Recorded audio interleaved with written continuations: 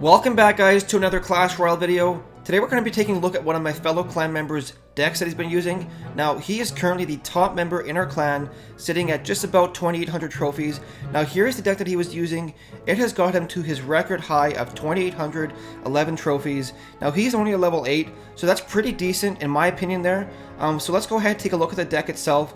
Here is the deck. Now, one thing I want to point out for the strategy behind this deck is it's very much a defense-oriented control deck where you play defensively and just wait for the right opportunity to go in and do some damage with your Hog Rider. Because when you're at 2,800 trophies, pretty much you're facing level 8 or level 9s and 10s consistently. So you want to play a defense and control deck, because when you're facing somebody that's higher level than you, it's really hard to play an aggressive play style, because it's really easy to overextend and they will punish you for it. Whereas if you're facing somebody that's equal level to you, it's a little bit easier to come back from an overextension. So with this deck here, the main strategy, like I said, is to play defensively, and I will show you some replays in just a moment where I beat some level 10s and some level 9s with this deck here. And one thing I want to point out is when I started using this deck, I was about 2,400 trophies. I've been playing around with some pretty interesting decks there, and just having some fun. So I was at about 2,400 trophies, and then after using this deck all morning, I'm currently sitting just under 2,600 trophies, and I've been doing pretty good with it. But first, let's go ahead, start opening up some of these chests here, and then we can go right into those replays that I was talking about. Of course, starting with these free chests here, just getting some golden gems, nothing else that's useful at this point. What else do we have in this crown chest? 200 gold. Gems are always nice. What I really want right now, guys, is like one more baby dragon. Then I can get that to level 3. And I'm using that in this deck right now, so that would actually be pretty useful. What do we have here?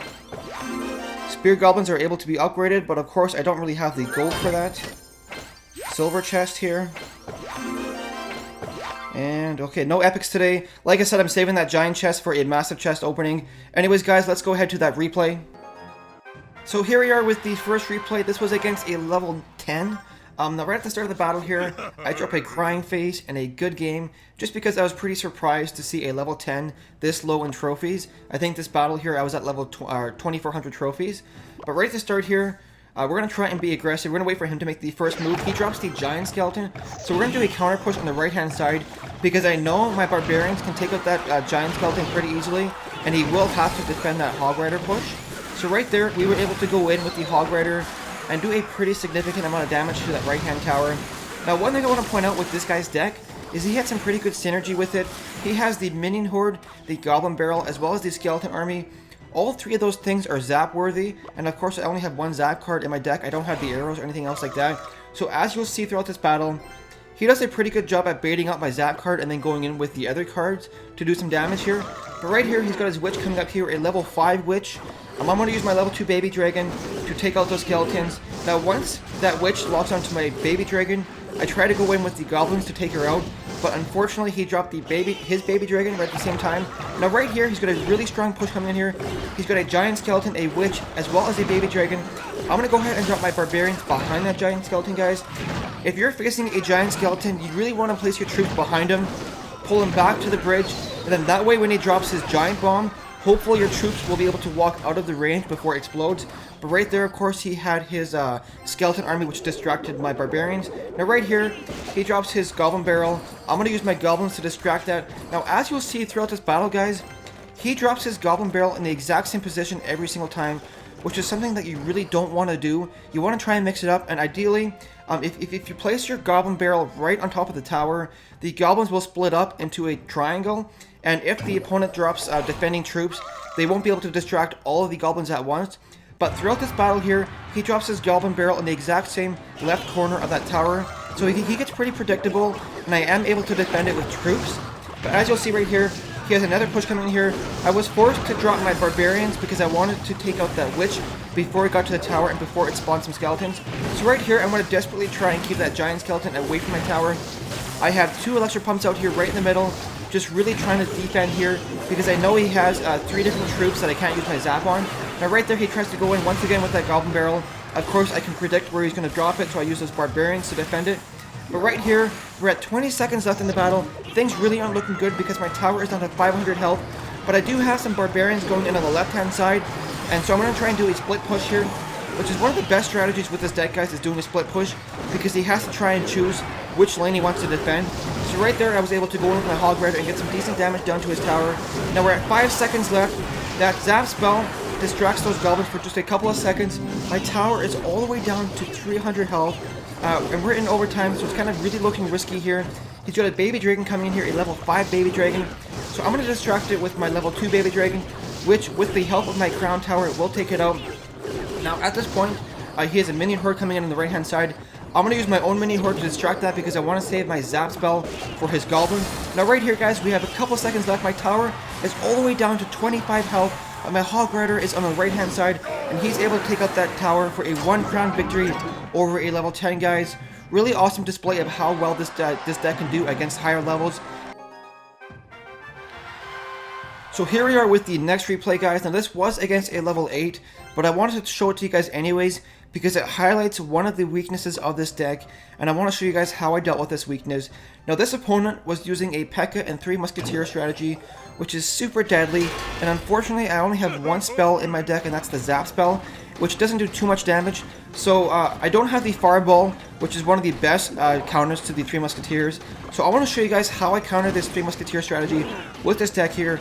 Now he has a level 4 P.E.K.K.A. marching up to the bridge here. So I'm going to drop my Baby Dragon. Baby Dragon will meet the P.E.K.K.A. right at the bridge there, and with splash damage be able to take care of those goblins. Now watch this.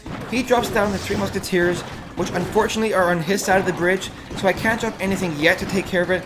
So I'm going to wait for it to get across the bridge here. Now watch this, guys. I'm going to drop my Zap spell to stun them for a quick second, as well as drop my Barbarians after that to take him out. Now he does have 1 Musketeer left, which will get like 1 or 2 shots on that Elixir Pump.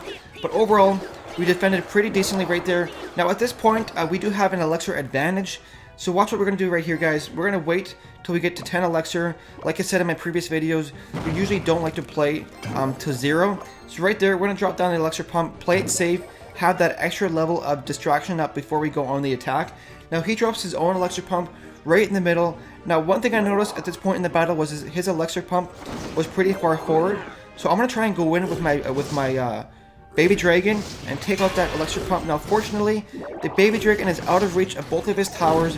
So right here, at this point in the battle, I knew my Baby Dragon was able to take out that pump, and I knew he was low on Elixir with the P.E.K.K.A. So I'm going to go in on the left-hand side with my Hog Rider. Now watch this, guys. I dropped that Zap spell to stun that tower for a quick second and get some more damage, and I'm playing really aggressively on this left-hand side. Now he's going to ignore that push altogether. He's trying to go for the 3 crown victory, and unfortunately I wasted my Zap spell there. So right here I'm going to drop my Barbarians as well as my Minion Horde to take out that the 3 Musketeers, which is a huge investment, but overall we did a pretty good job defending that push on the right hand side, and those Spear Goblins were able to go in on the left hand side and take out that tower. Now right here he's got a Prince coming in here. I'm going to distract that with some Goblins, as well as I'm going to drop down some Barbarians as well. Now right here, at this point in the battle, we're going to try and set up a counter push. He's going to go ahead and drop down his P.E.K.K.A. But at this point in the game, I know he doesn't have his Elixir Pump down, and I know that the 3 Musketeers cost 9 Elixir, so I'm trying to keep the pressure on and trying to make it so that he isn't able to build up the 9 Elixir needed for the 3 Musketeers. So right here, he's got a P.E.K.K.A. as well as a Prince marching here. I'm going to drop down my Barbarians, which is a pretty good counter for his push here. Now, at this point, there's 10 seconds left, so I'm really just focused on distracting and holding out for the win here. He's going to use his Fireball here with 4 seconds left. There's no chance for him coming back here, which will give us the 1 crown victory. Let's go ahead and take a look at one final replay, guys. So here we are with the final replay, guys. This was a battle against a level 9. Now, he was using the 3 Musketeer strategy, but he was using it in a little different of a deck. So we're going to see how this thing plays out. Right at the start here, he drops down a Dark Prince. He's going to play super aggressively with some Barbarians behind it. Now, I didn't really have the best starting hand, so I had to use my Hog Rider to distract that Dark Prince long enough, so hopefully it didn't get a charge attack done. But it did get 1 hit off on my tower. So now I'm going to use my Barbarians to distract his Barbarians, and I also have that Baby Dragon in there. Now, he drops his Minion Horde, but fortunately, my Baby Dragon will take it out before it does too much damage here. Right now, I have a Baby Dragon as well as some Spear Goblins going in there. He uses his arrows to defend, which will come into play later on because now he doesn't have those arrows in his hand. So right here, guys, we don't want to play super aggressively, so we're going to wait till we get to 10 Elixir. He's going to drop down his Elixir Pump, so we're going to do the same thing with our own Elixir Pump right in the middle there, hopefully use it as a distraction. And now we place it closer to the left-hand side because he seems to be focusing on that side. But right here, he goes in on the right-hand side with his Hog Rider. Now, unfortunately, my Electric Pump was just too far out of reach to distract it. And right there, guys, we use that Zap spell, which was a huge waste. And at that point in the battle, I kind of thought that I made a mistake there and I was going to lose this battle because of it. Because when you're facing somebody that has the minion horde and is a higher level than you, wasting one spell like that, the Zap spell, can be a huge mistake and can cost you the battle. But right here, we have a push going on the right-hand side. Now watch this, guys. The baby dragon is tanking, so he wanted to avoid some massive damage to his tower. So he was forced to use his arrows to take out those barbarians, which will come into play later on, as we will see. So right there, he had his minion horde coming in.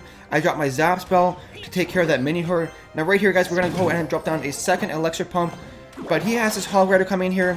Now fortunately, my Electric Pump will distract that Hog Rider. And I dropped that minion horde, guys. Now he does not have the arrows to take out that minion horde because he wasted it earlier on. And watch this, guys. That minion horde is able to go in there and get a huge amount of damage done to that tower. His tower is all the way down to 500 health with that minion horde, all because he wasted the arrows. Now, like I said, guys, when I wasted that Zap spell, one mistake like that can cost you the battle. And right here, we're going to go in with the Hog Rider and hopefully finish off that tower. And right there, guys, we now have a 1 crown to 0 lead over this guy. He's going to try and go in with his Hog Rider once again.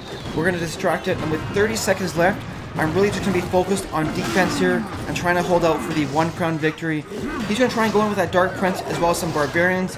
We're going to have a baby dragon, now a second baby dragon with some pretty good splash damage to take care of all those barbarians. Now right there, we're going to play a little bit aggressively because we know there's 10 seconds left. We're going to try and make him waste his elixir on defense instead of being able to push. And we went in with the Hog Rider, the Zap spell, and overall with 5 seconds left, there's no chance for him to come back. And that will be a 1 crown victory over a level 9, guys. Anyways, that's going to do it for this video. If you enjoyed it, make sure to hit that like button. And if you want to see some more Clash Royale stuff, make sure to subscribe. I will be putting out videos every single day. Anyways, guys, I want to say a huge thank you to Neo from our clan for allowing me to use this deck in a video. Anyways, guys, thank you so much for watching, and we'll see you in the next video.